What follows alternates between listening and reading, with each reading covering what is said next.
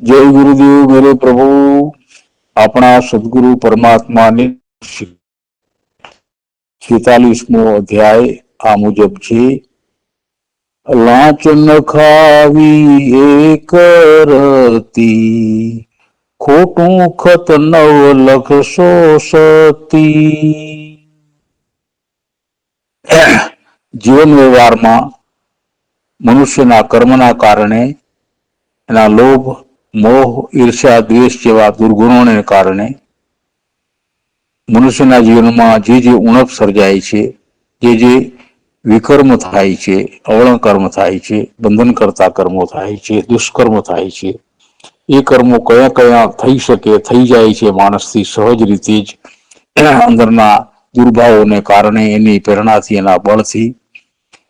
એ બધા કર્મોની ગણતરી આપણા સદગુરુ પરમાત્મા પૂરા કરુણાના ભાવથી આપણને કરાવે છે કે બેટા, તારા જીવન વ્યવહારમાં જે કોઈ એવા કર્મ થાય છે કે જેનાથી તારું જીવન, તારું માનસ, તારું અંતઃકરણ અશુદ્ધ થયા કરે છે અને ધર્મની પ્રાપ્તિની લાયકાત, પાત્રતા તને પ્રાપ્ત નથી થતી।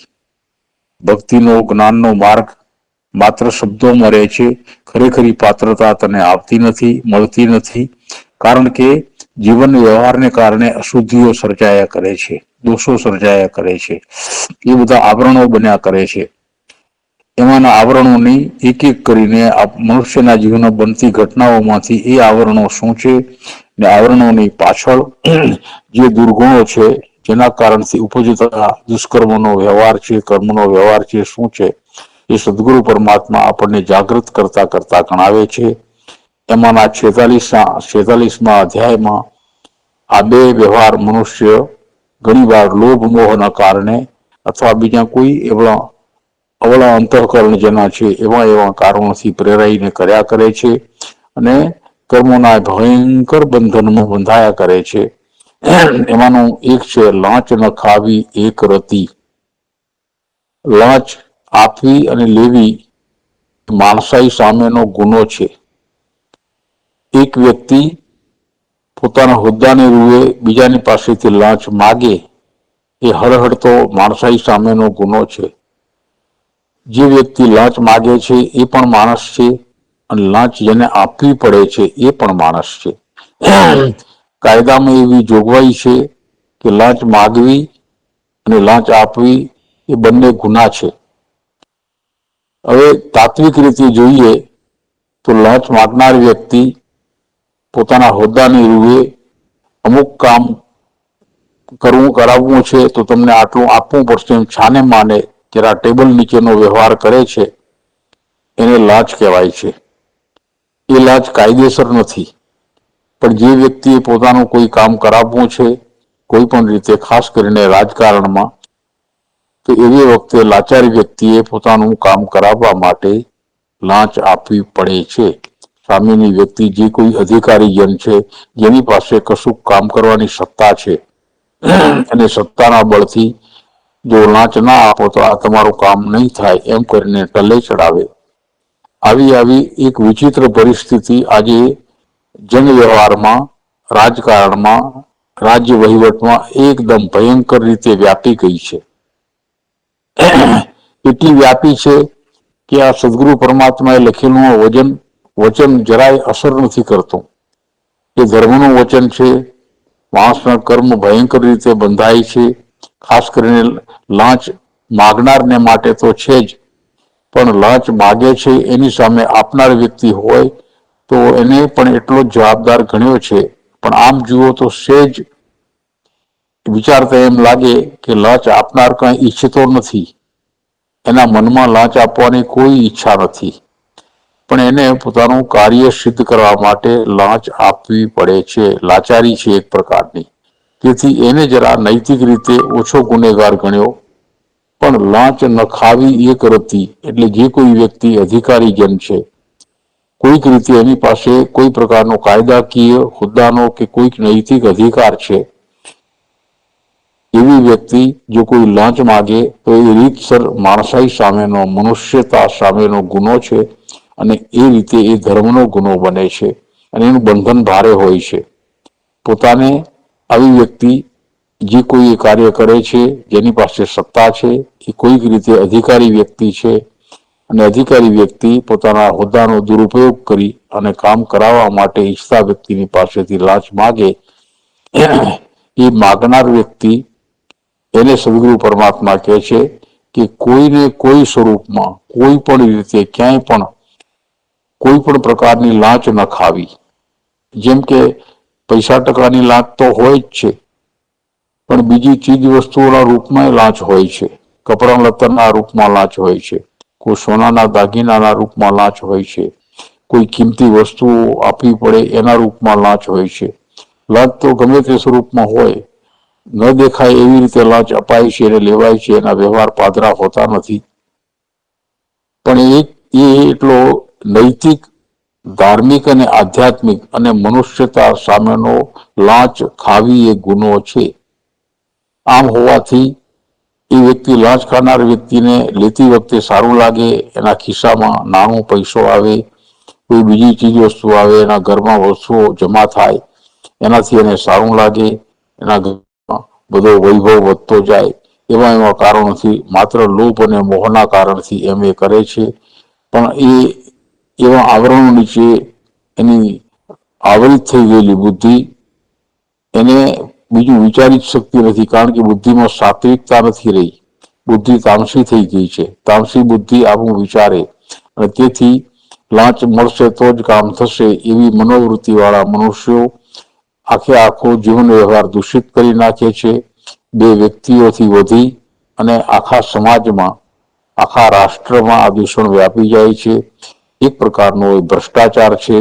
આ ભ્રષ્ટાચારના કારણથી કેટલાય ન કરવાના કામ થયા કરે છે અને કાયદેસર કરવા જોઈએ એવા કામ થતા નથી. અને એટલું ભયંકર દૂષણ છે, ભયંકર દૂષણ. સદગુરુ પરમાત્મા આ વ્યાપી ગયેલા ભ્રષ્ટાચારના દૂષણને એક જ શબ્દમાં લખીને કહે છે, લાંચ. કોઈ પ્રકારનો અયોગ્ય વ્યવહાર, કાયદા બહારનો વ્યવહાર છે, નાણાંનો વ્યવહાર, એને સદગુરુ પરમાત્મા લાંચ કહે છે. એક રતી એટલે પૈસોય નહીં, તારો હક જ નથી લાંચ લેવાનો. તને સરકાર આપે છે, પગાર આપે છે, બીજું બધું મળે છે, તારું જીવન બરાબર ચાલે છે. લોભનો માર્યો કોઈ અધિકારી વ્યક્તિ લાંચ માગે છે. એ લાંચ માગે એનાથી એટલે એ ઘટના નાની સૂની નથી, એનાથી ઘણા વમળ સર્જાય છે. આખા સમાજની વ્યવસ્થા ભ્રષ્ટાચારી થઈ જાય છે. અયોગ્ય કામો લાંચના માધ્યમથી થઈ જાય છે અને કરવા જેવા યોગ્ય કામ, કાયદેસરના કામ નથી થઈ શકતા, લાંચ નથી અપાઈ આ કારણથી. અને એનાથી કેટલાય વૈમનસ્ય સર્જાય છે, કેટલાય કાયદાવરના ભ્રષ્ટાચારના કિસ્સા બને છે. એને રોકવા માટે સદગુરુ પરમાત્મા આ નૈતિક ગુણ જગાડવા માટે આ પંક્તિ લખી આપણે માટે થઈને. તમે ગમે તે હોદ્દે હો અથવા ન હો, એક રીતે આપણે ક્યાંક લાંચ લેતા હોઈએ છીએ, ક્યાંક કશુંક માગતા હોઈએ છીએ. કોઈ વ્યક્તિને લાચાર કરીને એની પાસેથી કશુંક લાભ પ્રાપ્ત કરવો એ હોદ્દો નથી, તે છતાં એ એક પ્રકારની લાંચ છે. અને એનાથી મનુષ્યનું અંતઃકરણ ગવાય છે, અંતઃકરણ મહેલું બને છે. બંને બાજુ લાંચ આપનારને કાંઈ કોઈ રાજીપો હોતો નથી, અણગમો જ હોય છે અને મનમાં ખૂબ બળતરા થાય છે. માત્ર ને માત્ર પોતાનું ન થાય એવું કામ અથવા થાય એવું હતું તે છતાંય રોકાઈ ગયું હતું, એ પૈસાના બળથી થઈ જાય છે. આટલો સંતોષ એ વ્યક્તિને થાય છે. આ કારણથી જ લાંચને આપલે થયા કરે છે. પણ માણસાઈ સામેનો એક પ્રકારનો આધ્યાત્મિક ગુનો છે. આ માણસનું અંતઃકરણ બહુ ખરડાય છે, અનેક આવરણો ચડે છે, એને સાચું સૂઝતું નથી, એના કર્મ બંધાયા કરે છે. અને એવી વ્યક્તિની એના જીવનમાં પછીથી શું હાલત થાય, ઘણા દાખલા મોજૂદ છે. આજે આ રીતે કોઈ સરકારી અધિકારી આવો વહીવટ કરતા હોય લાંચનો, તો એના જીવનમાં, એના કૌટુંબિક જીવનમાં જે પાછળથી લાચારીઓ સર્જાય છે, જે કંઈ એના જીવનમાં દુઃખ આવી પડે છે, જે એ પેલા લાંચના પાપના પરિણામ સ્વરૂપ હોય છે. શુદ્ધ જીવન રહેતું નથી. માણસ હંમેશા પૈસા પાછળ પડે રહે છે. માણસ અહીં ચૂકી જાય છે. પોતાની પાસે કામ કરાવવા આવનાર વ્યક્તિ પણ માણસ જ છે. એને કંઈ કામ કરાવવું છે, કાયદેસર રીતે કરવા બંધાયેલો છું. કાયદેસર કાયદામાં આવતું હોય તો જ કરે, નહીં તો નહીં. પણ કાયદામાં હોય કે ન હોય, લાંચ આપો છો તો જ થશે. આવી રીતે વ્યાપી ગયેલા દૂષણને સદગુરુ પરમાત્મા આજથી 600 વર્ષ પહેલા એને ખબર હશે કે આવો યુગ આવશે. અધિકારે બેઠેલી વ્યક્તિ આવી અયોગ્ય માગણી કરશે. એને ખાસ એને ઉદ્દેશીને લખ્યું છે, લાંચ ન ખાવી એક રતી. એક રતી એટલે સાવ નાનો ક્ષુલ્લક પૈસો, એ કોઈની પાસેથી આશા રાખ્યા સિવાય અને એનું કામ કરી આપવું. આવા પ્રકારનું સદગુરુ પરમાત્મા ફરમાવે છે. કારણ કે એનાથી આખો સમાજ આ એક જ મનોવૃત્તિથી, એક જ પ્રવૃત્તિથી આખો સમાજ આજની તારીખે ભારત દેશનો સમાજ ભ્રષ્ટાચારી થઈ ચૂક્યો છે. બધે જ સડો વ્યાપી ગયો છે અને એનાથી કોઈ જીવન વ્યવહાર શુદ્ધ રહ્યો જ નથી. બધું જ અયોગ્ય થાય છે અને એના ઘણા માઠા પરિણામ દેખાય છે અને ભવિષ્યમાં હજી આવશે.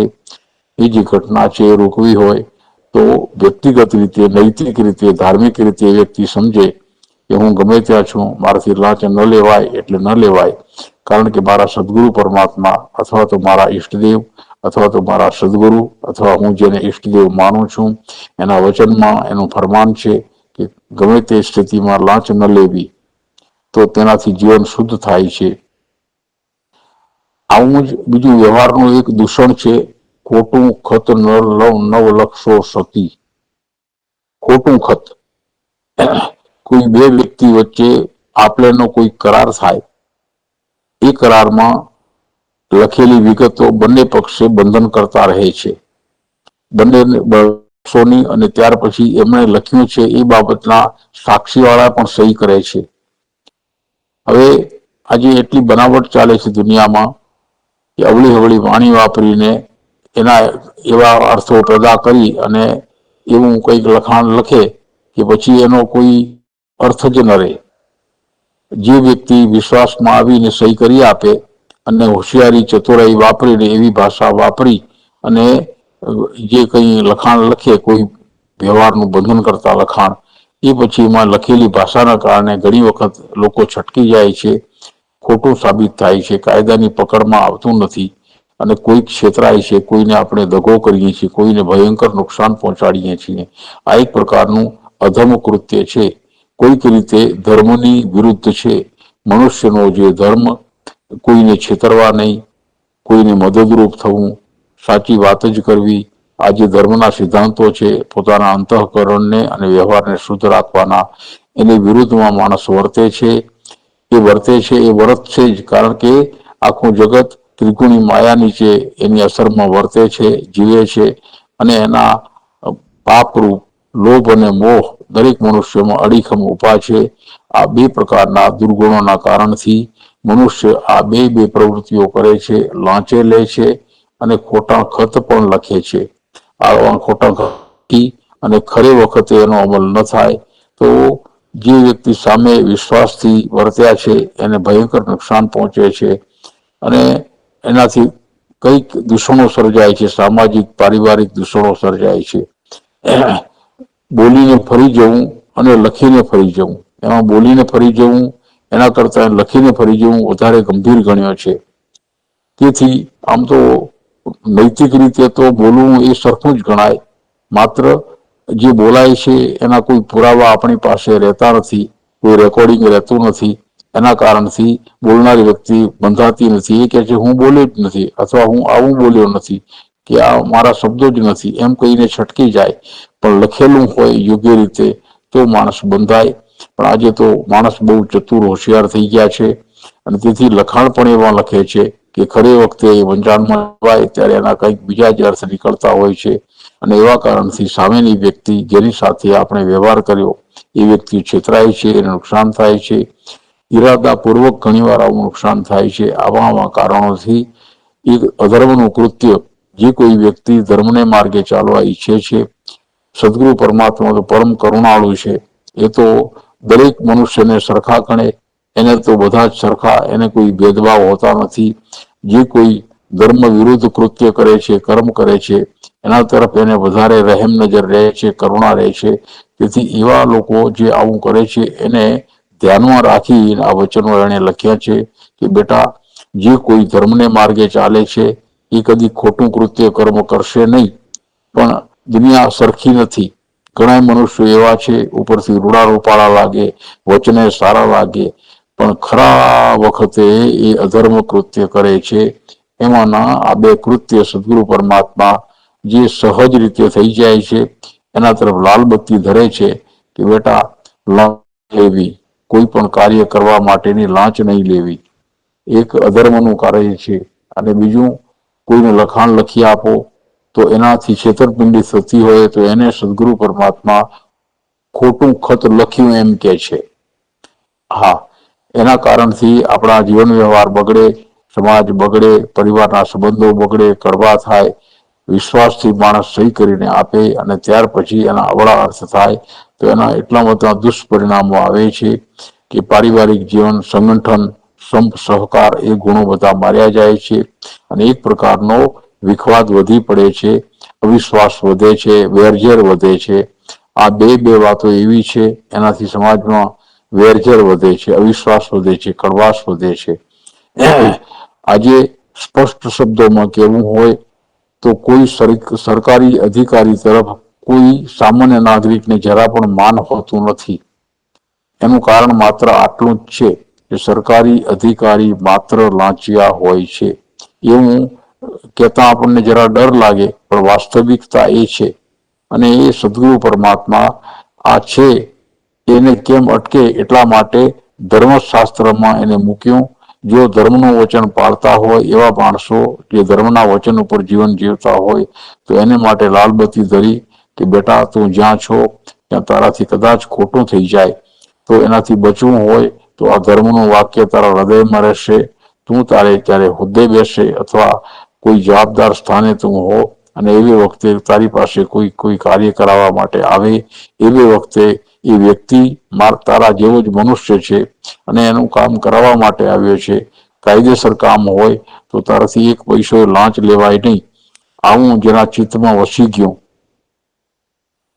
એવી વ્યક્તિ, એવો અધિકારી, કોઈ પણ પ્રકારનો અધિકારી, કોઈ પણ હોદ્દાનો અધિકારી એ લાંચ ન લે તો એનું જીવન મનુષ્યની દ્રષ્ટિએ શુદ્ધ જીવન રહે છે, ધર્મમય જીવન રહે છે.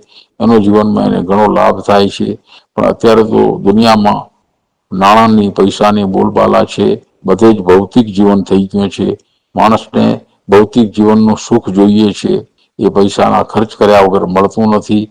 અને તેથી બાંધી આવકવાળા માણસને માટે બીજાની નકલ ભરેલું જીવન જીવવું હોય તો પૈસા જોઈએ. તો સરકારી અધિકારી અથવા હોદ્દા ઉપર બેઠેલો કોઈ પણ માણસ કોઈ પણ રીતે અયોગ્ય રીતે નાણાં મેળવે એને લાંચ કહેવાય. તો સદગુરુ પરમાત્મા લાંચ ન ખાવી એક રતી, ખોટું ખત નવલક્ષો સતી એમ ભારપૂર્વક આપણને કહે છે. આ બે દૂષણથી તારા જીવન વ્યવહારને બચાવજે. તું તારું જીવન વ્યવહાર શુદ્ધ રહે એમ કરજે. એમ કરીને સદગુરુ પરમાત્મા આપણને લાલબત્તી ધરીને આ બે વચન આપણને સમજાવે છે. તો આવો આપણે પણ ફરીથી એકવાર એને ગાઈને આ અધ્યાયની સમાપ્તિ કરીશું. લાંચ ન ખાવી એક રતી, ખોટું ખત નવલક્ષો સતી. જય ગુરુદેવ ભગવાન. જય ગુરુદેવ પ્રભુ. આપણા સદગુરુ પરમાત્માની શિક્ષાપત્રીનો 47મો અધ્યાય આ મુજબ છે. મેદાને જઈ 5 આચમન કીજે, 40 ક્રિયા ઋષિવર પાળી લીજે. 46મો અધ્યાય એ વ્યવહાર શુદ્ધિને માટેનો છે. એ આદેશ વ્યવહાર શુદ્ધિ માટે છે. જ્યારે 47મો અધ્યાય વ્યક્તિગત શુદ્ધિ, શરીર શુદ્ધિ, અંતઃકરણની શુદ્ધિ માટેનો છે. શરીર શુદ્ધિ બરાબર જળવાય એ સામાન્ય માણસ પોતાની સામાન્ય બુદ્ધિથી સમજે છે. પણ ઘણી વાર એવું બને છે કે માણસ અજ્ઞાની હોય, એના તત્વને જાણતો ન હોય, શુદ્ધિ શું એની પૂરી ખબર ન હોય, તો એવી વ્યક્તિને માટે જે જાણે છે એને માટે કાંઈ જરૂરી નથી, પણ નથી જાણતા એને જાગૃત કરવા માટે આપણા પોતાના શરીરને વિશે જે કોઈ અશુદ્ધિઓ પેદા થાય છે એમાંની એક અશુદ્ધિની વાત સદગુરુ પરમાત્મા જરા મર્યાદિત શબ્દોમાં આપણને સમજાવે છે. મેદાને જઈ 5 આચમન કીજે. આજે તો ઘરમાં જાજરૂ બાથરૂમની સગવડ હોય છે. મેદાન એટલે ઘર અને ગામની બહાર જઈને વગડામાં જવું પડે જાજરૂ માટે. એ આજથી વર્ષ પહેલા અને છેક હમણાં 50 વર્ષ પહેલા સુધી સ્થિતિ હતી. આજે તો ઘરમાં જાજરૂ બાથરૂમ છે, ચોખ્ખાઈની પૂરી સગવડ છે, પણ તે છતાંય એને એક રીતે મેદાને ગયા એમ જૂની ભાષામાં કહેવાય.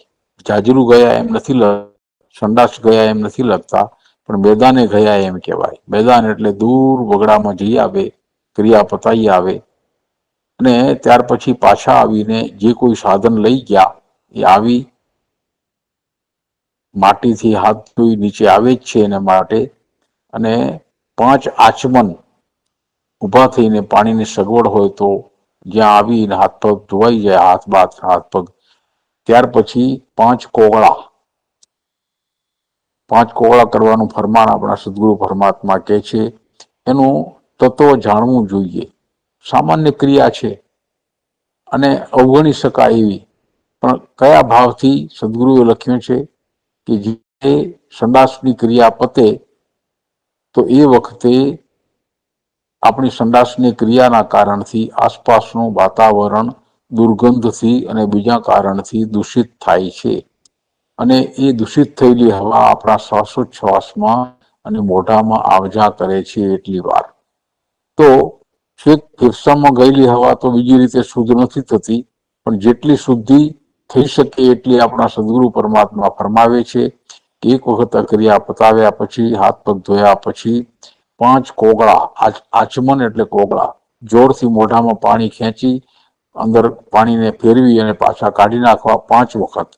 તો તેથી જે કોઈ દૂષિત વાતાવરણ મોઢામાં જમા થયું હશે અને એનાથી એ મોઢું સ્વચ્છ થઈ જશે, નાક સ્વચ્છ થઈ જશે, ચહેરો ધોવાઈ જશે, ચહેરો પણ ધોવાય.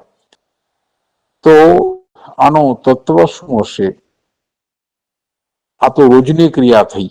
કોઈ વ્યક્તિઓને એકવારને બદલે 2 વાર જવું પડે. તો દરેક વખતે જે દુર્ગંધયુક્ત હવા એની આસપાસ સર્જાય, ગમે ત્યાં જ્યાં જાય ત્યાં તો થવાનું જ. આ શારીરિક ક્રિયા છે, મળત્યાગ શારીરિક ક્રિયા છે, થવાનું જ. એનું અનિવાર્ય પરિણામ છે. આસપાસની હવા દૂષિત થાય જ. અને પાછું દરરોજનું 1 વાર, 2 વાર, 3 વાર દરરોજનું.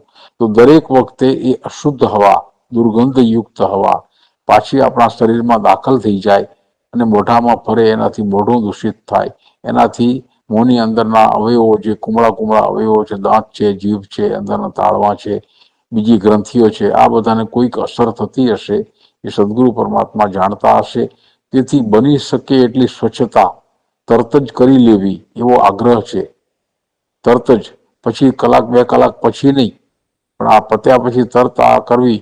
આજના આધુનિક યુગના ઘરમાં જાજરૂ બાથરૂમ ઘરમાં છે, એનો ઉપયોગ કર્યા પછી પણ જે તે વ્યક્તિએ એમાં કરેલી જે સગવડ છે એ સગવડનો ઉપયોગ કરી, સિંક હોય તો સિંકનો ઉપયોગ કરી, નહીં તો જે કોઈ નળ વ્યવસ્થા છે, પાણી, એનો ઉપયોગ કરી અને બરાબર 5 કોગળા કરી નાક અને મોં બંને બરાબર ધોવા જોઈએ. પહેલા સાબુથી હાથ ધોઈ, પહેલા માટીથી ધોવાતા, સાબુથી હાથ ધોઈ અને અવશ્ય કરવા જોઈએ, અવશ્ય. કારણ કે આ રોજિંદું છે, રોજનું છે. જીવન પર્યંત જ્યાં સુધી માણસ જીવશે ત્યાં સુધી આ ક્રિયા અટકશે નહીં. વધઘટ માત્રામાં ચાલ્યા જ કરશે અને દરેક વખતે એક જ પરિણામ એનું છે. એનાથી દૂષિત થતી હવા આપણા પોતાના મોં અને નાક મારફતે શરીરમાં પ્રવેશી જાય. તો પ્રવેશેલી હવા આપણે અટકાવી નથી શકતા, પણ મોં અને નાકમાં એ હવા ફરે એને આપણે શુદ્ધ કરી શકીએ છીએ. એવી આમ સ્થૂળ લાગે છે ક્રિયા, હકીકતમાં એનું પરિણામ સૂક્ષ્મ છે.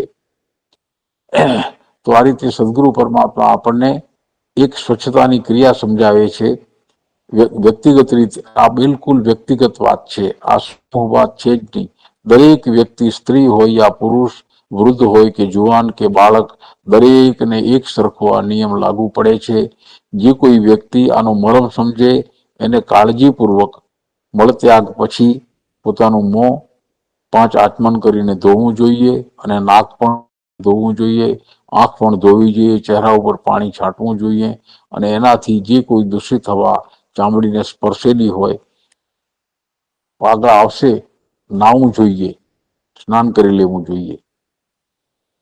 આ રીતે 48મા અધ્યાયમાં મેદાને જે 5 આચમન કીજે એમ કહીને સદગુરુ પરમાત્મા અહીંયા સુધી જે 100 ક્રિયાઓ આપણને ગણાવવાના છે, આપણા જીવનમાં બનતી 100 ક્રિયાઓ, એમાંથી 40 ક્રિયા સુધી આપણને સદગુરુ લઈ આવ્યા છે અને તેથી 40 ક્રિયા અહીંયા સમાપ્ત થાય છે. એની યાદી રૂપે સદગુરુ પરમાત્માએ આ વચન લખ્યું છે, 40 ક્રિયા ઋષિઓર પાળી લીજે. 40 ક્રિયા. તો મેદાને જે 5 આચમન કીજે 40મી ક્રિયા છે. અને કોણે કહ્યું? સદગુરુ પરમાત્માએ. કોને માટે કહ્યું? ઋષિવરને. આપણા સદગુરુ પરમાત્મા જે કોઈ સમજદાર વ્યક્તિ છે, ગંભીર છે, ધર્મને અનુસરે છે, એ બધાને એક બહુ જ ઊંચા અર્થવાળા શબ્દોથી નવાવે છે, બોલાવે છે, એને ઋષિવર કહે છે.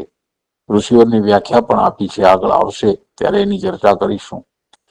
તો ઋષિવર, દરેક વ્યક્તિ ઋષિવર જ છે.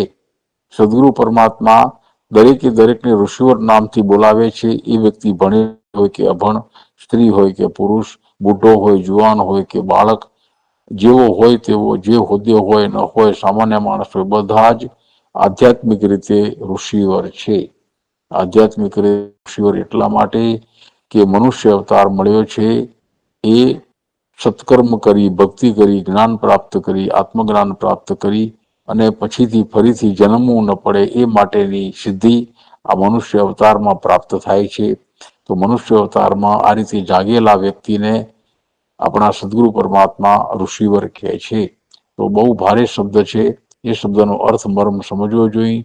સદગુરુ પરમાત્મા યા સૃષ્ટિના માલિક છે, કરતા, હરતા, ધરતા, નાશક, ત્રાતા પોતે છે અને એ આપણને મનુષ્ય દેહ ધારણ કરી અને જીવન વ્યવસ્થામાં ધર્મ શું છે, કર્મ શું છે, એનો મર્મ સમજાવતા આપણને શિક્ષાપત્રીમાં ફરમાવે.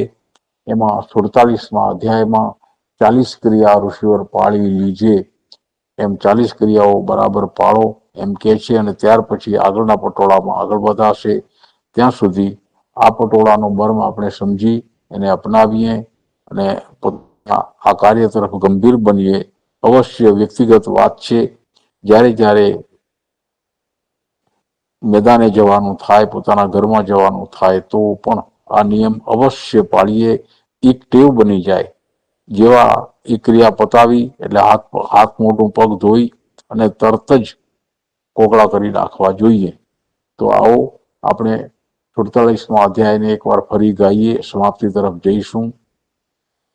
મેદાને જઈ 5 આચમન કીજે, ક્રિયા ઋષિવર પાળી લીજે. જય ગુરુદેવ ભગવાન.